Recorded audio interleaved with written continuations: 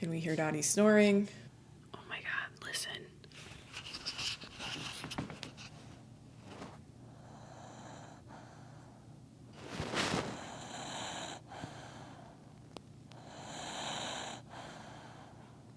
Hey everyone, it's Anna and I'm back with another vintage cookbook. This time I'm covering Chiquita Banana's cookbook.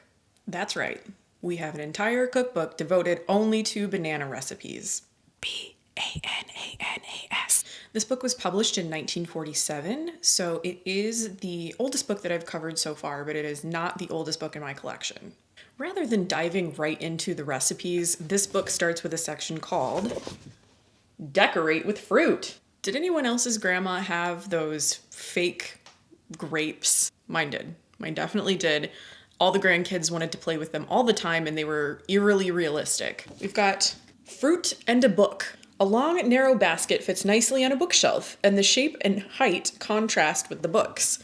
So Chiquita Banana, who I assume wrote this cookbook, is telling us to fill our bookshelves with fruit. Okay. We also have something labeled fruit in a scoop. That's not super inviting to want to eat that. It looks definitely more decorative than anything else. Getting into the recipes in this book, it starts off strong. There's a section called breakfast treats. I often eat bananas at breakfast. That's pretty much the number one time when I would consume a banana, maybe for a snack throughout the day. We've got something called banana fun cakes, I like fun. Who doesn't like fun? We have a banana French toast witch, oatmeal surprise, all kinds of things that, bananas would be great with. So it starts off strong, but then it kind of takes a turn when they suggest something called banana skillet breakfast.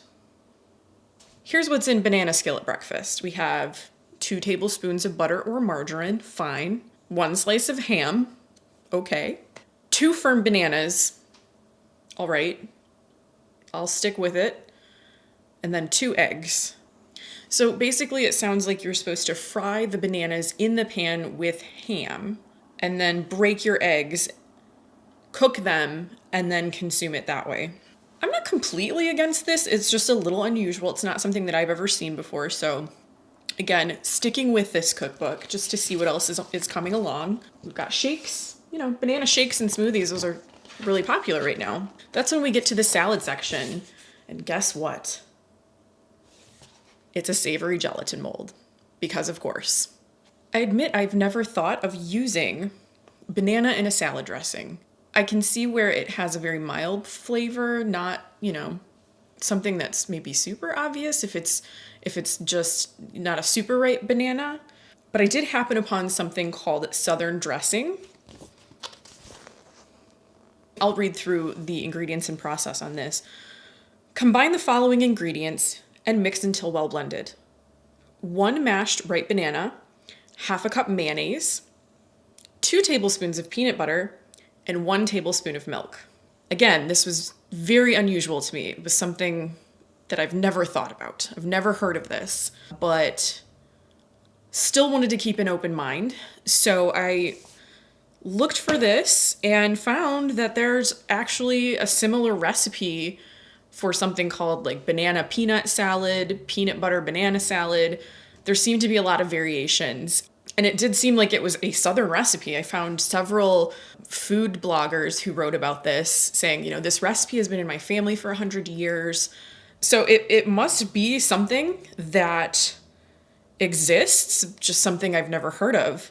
If you've eaten this, please tell me. Tell me everything I want to know. There are a few recipes in this book where bananas just seem to be the afterthought. We have something here called filet of sole amandine. That's what that is. I'll briefly run through this recipe. We have flour, salt, pepper, paprika, 4 fillets of sole, salad oil, sherry, ground ginger, lemon juice, brown sugar, and 4 bananas. So, you batter your fish, you fry your fish. You make a sauce from the sherry and the lemon juice and brown sugar. And it looks like that's when you would simmer your bananas in the sauce.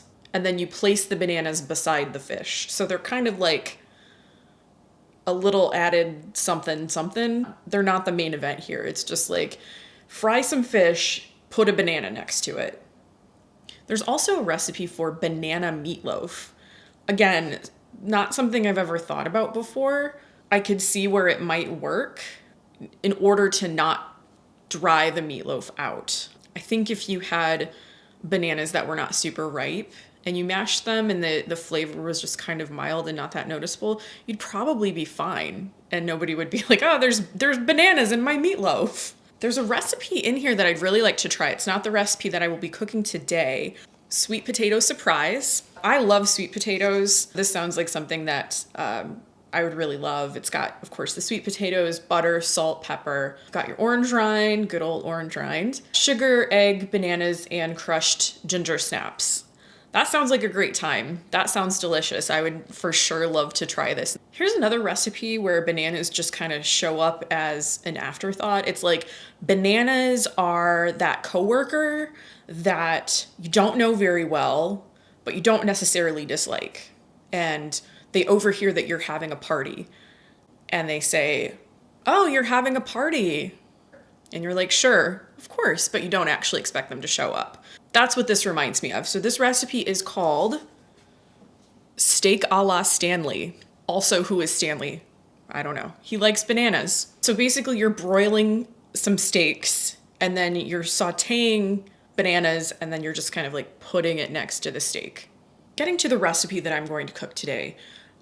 With all of these videos that I've made, I've tried to prepare something that was maybe a little bit different, but not so different that it will go to waste. No one in my house will eat it. This is something that, again, never tried this. Maybe it's more common elsewhere. I'm going to be making ham banana rolls. The gist of it is you wrap banana in ham slices with a little mustard, you cover them in a cheese sauce, and then you bake them. I like all of these flavors. I don't know if I like them together, but I guess we'll find out. According to this book, ham banana rolls are a nourishing and attractive treat that's easy to make and serve. I sure hope so. Ingredients, I have the banana roll itself over here, and then I have the cheese sauce over here. We've got ham, mustard, bananas, banana singular. I am only making one of these because I am just not sure how this is going to go. The recipe itself makes 4, but I think 1 is enough for today. We have melted butter, and then the cheese sauce is a separate recipe, and that's just your standard butter flour roux with milk and cheese. So I will move over to the stove to do that. Let's get started. All right, step 1, we have preheat the oven, which I'm going to do, and then spread each ham slice with mustard. I've got my ham. A little recommendation that I have when you're using deli ham in something like a pinwheel or pickle rolls, if you know what those are, you always want to dry your ham off first. It comes with some liquid on it, of course, ham juice, I guess. It just makes it adhere to things a lot better if you just take some paper towels and you kind of blot that moisture away. This is what we've got. I wonder if I should wrap the banana in 2 pieces of ham. You know what? I think so. I think this banana needs 2 of these pieces of ham. So let's get another one. Oh, come on. Taking ham out of the package on camera sounds so simple. Oh boy. There we go. That one is ready. We have to spread these with mustard. It does not say how much. I'm gonna be, you know, a little bit light on the mustard, especially because I just don't have a good idea of what this is going to be like. Spread that with my offset spatula. Tangy. As I say at the beginning of every video, my name is Anna. So as you can imagine, I've been called Anna Banana my entire life. I also feel for the Hannahs and the Danas and the Lanas. That was easy enough. Gotta peel this banana. So when they said that this was a simple treat, they definitely got the simple part right. We'll find out about the treat. Wrap in ham slice and then brush with melted butter. This is going all right. How do I want to do this? I think I'm gonna like overlap these. Do I need a toothpick for this? All right, well, maybe I take back the simple part. I guess I got it. We're gonna put this in a little casserole dish. Now, it says a small casserole dish. I looked through all of my casserole dishes and they're all round. So, you know, just the way that this banana is situated, it would not fit even in like the largest one. So I have a little loaf pan. Oh, I was supposed to grease that. Well, I think I'm just gonna risk it. So we brush this with melted butter. Then we're supposed to cover it with cheese sauce. I still have to make the cheese sauce. I wanted to prep this part first. So let's move over to the stove. So we're gonna make a cheese sauce to go with this, and that's pretty simple. If you've never made one before, the easiest way is just with a little bit of butter that you first melt. So we'll get that going. And let that go. We're gonna make a roux with some flour, about an equal amount of flour. So I've got that right here. I just need this to melt.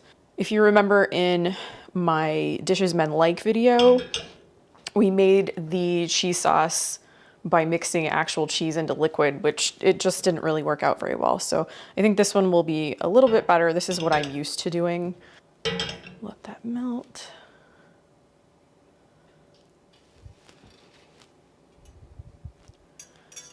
Okay. Turn that down a little bit so it doesn't sizzle. Now we want to add our flour, and we're going to make a paste out of that. So sprinkle your flour in and make sure you get all of the bits and bobs in the side.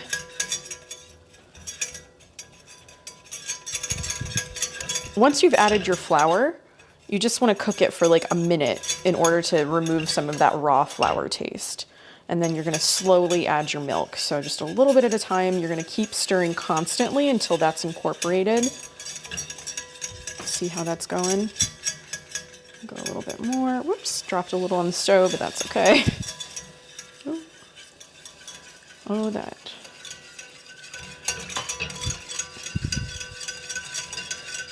And you're just going to whisk that until it's all thickened. You'll start to feel it. It doesn't take too long. You can see this is starting to do what it's supposed to do and getting a little bit thicker. I'm only making a half a recipe of this cheese sauce since I'm only doing one banana. Okay. So now I think it's time to add our cheese. So this is 3/4 of a cup of grated cheddar cheese. See if I can get it to just go in there. There we go. Okay. Whisk that in until it's melted. I would normally just add a little bit of seasoning to this, like some salt and pepper. It does not say to do that in the original recipe, so I'm not going to do that. And that is it. You have made a cheese sauce. So we have our cheese sauce that only took a couple of minutes to make. And this is just kind of an all-purpose cheese sauce. So you could make this to put over broccoli, make mac and cheese or pasta or something with this. It's really versatile. You probably have the ingredients on hand right now. So let's give that a taste first. I'm gonna stir that. That is delicious because it is cheese and butter and flour and milk. So why wouldn't it be? Honestly, it doesn't need any salt either. So the cheese was salty enough. Forgot to show you what it looks like. So here it is. Ooh. Yes. Dottie's taking a little snooze next to me. She really wants this ham and cheese. So next, all I have to do is cover this in cheese sauce and bake it. So that's what I'm gonna do. Here we go. That's what it's like with our cheese sauce. This now has to bake for 30 minutes. Come here. Yay! I got the loves. What a good girl. Oh, here we go.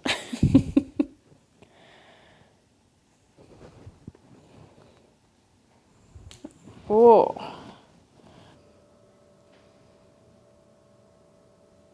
Well, it's done.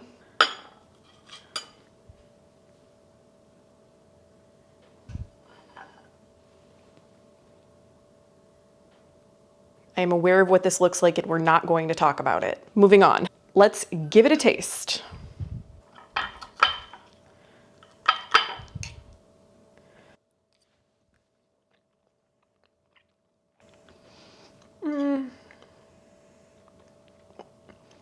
No. I'm not making this again. My taste buds are very mixed up right now. I'm very confused. Not into the taste of this.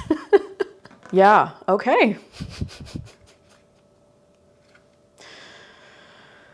This was great. Not really.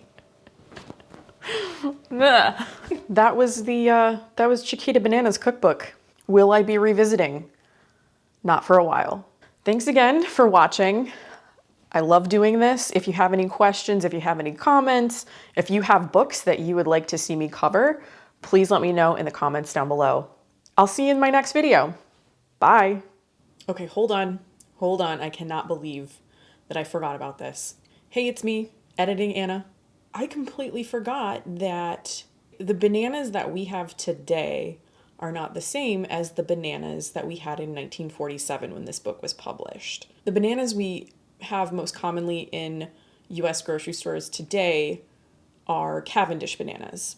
The bananas back in 1947 were the Gros Michel bananas. That banana was largely wiped out by Panama disease and was replaced by the Cavendish. So this may explain a few things, like why I really didn't like what I prepared today. It's very possible that it was supposed to be prepared with a different kind of banana. This makes sense. There are tons and tons of videos and articles about Cavendish bananas and Gros Michel bananas. I'll link a couple down below. But yeah, that could explain a lot of things. Okay, bye.